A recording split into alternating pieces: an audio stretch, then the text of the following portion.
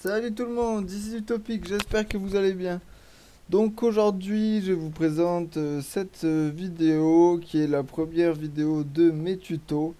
Tuto pour apprendre à jouer l'héliotropes. Donc on va voir aujourd'hui la partie essentielle qu'il s'agit des portails à mon avis, hein. Donc il est très important de comprendre qu'il faut se placer par rapport au portail d'entrée comme le portail de sortie est placé par rapport à notre adversaire. Une fois que c'est fait, on envoie notre sort dans le portail d'entrée et il ressortira donc sur la case qui est à l'opposé de nous face au portail d'entrée. Alors j'espère que vous avez plus ou moins bien compris mon explication parce que c'est vrai que c'est pas forcément évident à comprendre. Mais en gros, il faut donc lancer son sort sur un portail pour qu'il ressorte par un autre portail et à égale distance de la case où nous sommes et où nous avons lancé le sort dans ce portail. Donc, ce qui est tout à fait intéressant avec cette classe, c'est qu'on va pouvoir utiliser des sorts à faible PO à très longue distance à travers nos portails. Donc, toujours faire bien attention aux portails et surtout à leur placement. Donc, vous allez voir que pour les portails, il y a des petits numéros qui sont affichés en dessous des portails. Ils ne correspondent pas du tout à l'ordre d'entrée et de sortie de nos sorts. Ils correspondent à l'ordre d'invocation de nos portails. Donc le numéro 1 a été invoqué en premier et le numéro 4 en dernier. Donc au prochain portail que nous allons invoquer, comme nous ne pouvons pas en cumuler plus de 4, le numéro 1 va disparaître. Voilà. Et donc quand ce portail va disparaître, il va changer les autres numéros et donc celui qui était 2 va passer 1, celui qui était 3 va passer 2 et ainsi de suite en fait. Donc voilà, c'est vraiment les numéros correspondent à l'ordre d'invocation. Pour ce qui est du chemin de portail, donc en fait ça se passe de manière à ce qu'en fait le portail suivant va être celui qui est le plus proche du portail dans lequel on a lancé le sort, et ainsi de suite. Le chemin en fait va se former en fonction de la distance d'espacement entre chaque portail. Et donc on ira du plus proche au plus proche, sachant qu'il ne pourra jamais repasser deux fois dans le même portail. Pour ce qui est de ce cas-ci présent, deux portails sont à égale distance. Alors comment est-ce que ça se passe? Comment est-ce qu'il va choisir?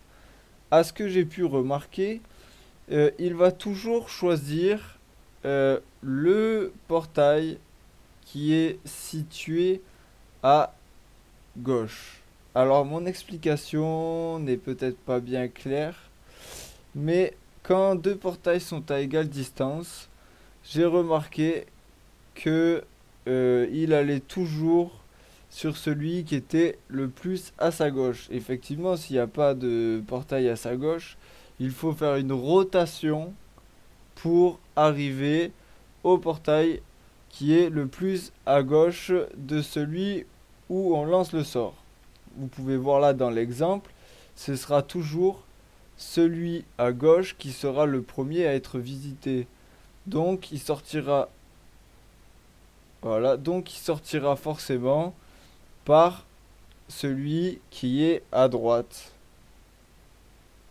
Alors c'est ici que le problème est quand même je pense que c'est la partie la plus difficile à comprendre, hein, c'est que le portail va toujours sur celui qui est à sa gauche.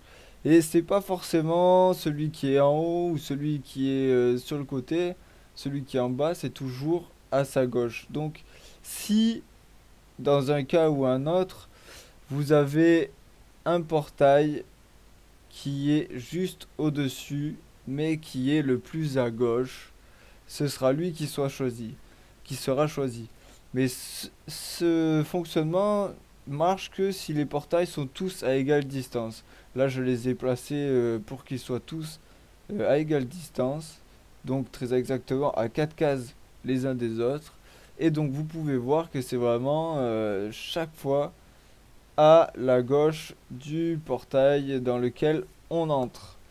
Alors ça a des avantages de savoir ça et des inconvénients.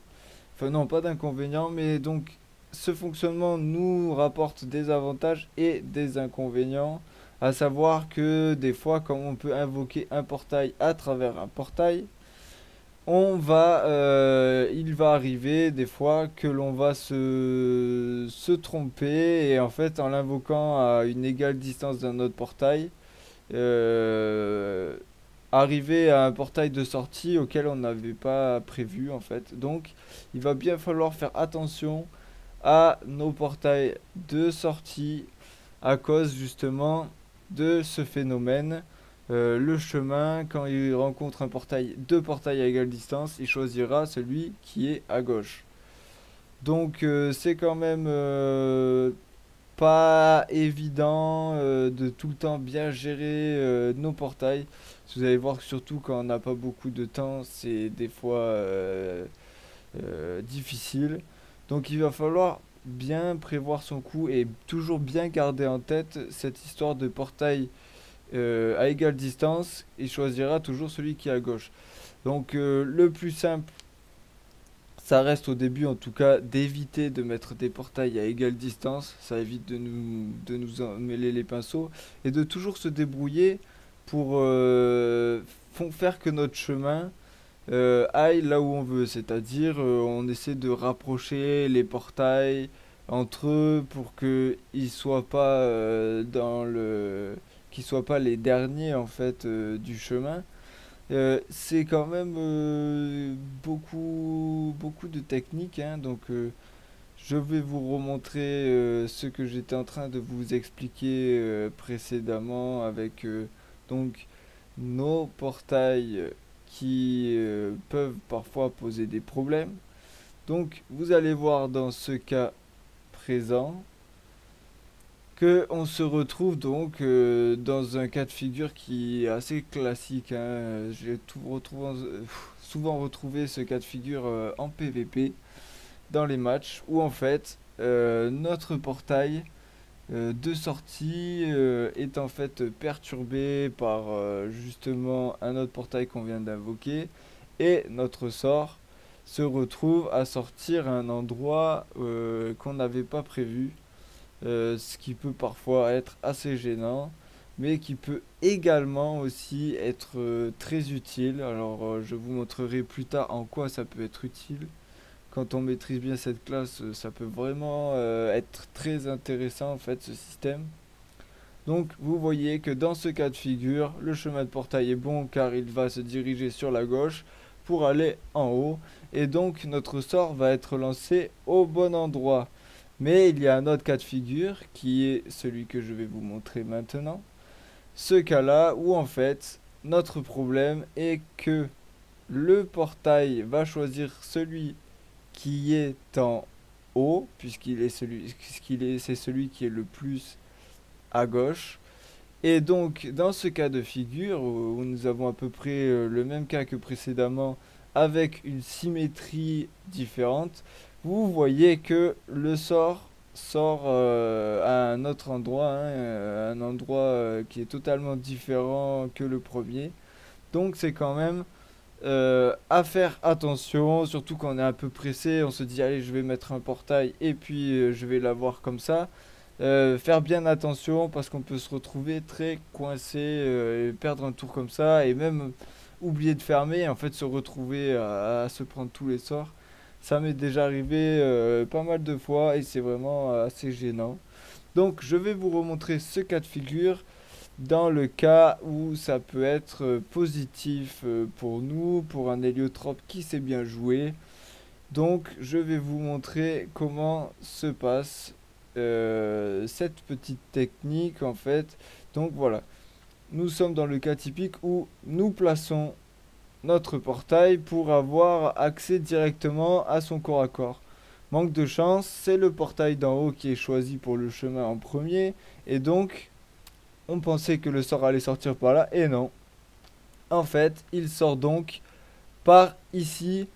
Alors, c'est pas forcément bien. On peut se dire sur le coup, ah mince, je vais pas pouvoir lancer mon sort en haut, je vais pas pouvoir le taper au corps à corps depuis un autre portail. C'est assez perturbant, donc ça m'est arrivé plusieurs fois de me dire mince, qu'est-ce que je peux faire? Mais donc, il faut savoir que dans cette situation-là, nous avons la possibilité en fait de lancer un sort sur un portail. C'est assez rare parce que en général, il rentre et il va ressortir. Et là, non, il rentre dans un portail et il va ressortir sur un portail. Donc, c'est assez intéressant pour certains sorts, notamment commotion. Donc, le sort arrive commotion sur un portail. Il va attirer notre adversaire dans le portail et ça nous permet de pouvoir déplacer un adversaire comme cela, juste en se servant de commotion et de notre système de portail que l'on a bien compris. Euh, Ce chemin qui va fonctionner donc toujours de la même façon, il va choisir en cas de portail à même distance celui qui est à gauche. Donc en se servant comme cela du pouvoir de cette classe, enfin surtout des portails de cette classe, on peut donc faire des choses tout à fait intéressantes. Avec les portails, on peut également arriver à lancer des sorts sur des cases portail. À part commotion, ça n'a pas de réel intérêt. Ça peut également servir pour le sort brimade, mais c'est quand même plus difficile à placer. Ça a peut-être un peu moins d'intérêt. Mais c'est aussi faisable donc avec Brimade, en sachant bien sûr que ça fonctionne qu'en ligne droite. Donc c'est vraiment beaucoup plus difficile à placer et bien souvent moins intéressant. En tout cas, pour ce qui est de commotion, ça marche très bien, ça surprend toujours beaucoup les adversaires, ils s'attendent pas du tout à ça, surtout quand vous imaginez bien que vous le faites passer à travers le portail à l'autre bout de la map. Vous pouvez en plus, certainement, il doit arriver près de chez vous, et donc vous pouvez en plus le debuff, lui enlever des PM, le pousser. Vous savez, quand un adversaire est passé dans un portail, il y a beaucoup de sorts qui vont lui faire des effets en plus.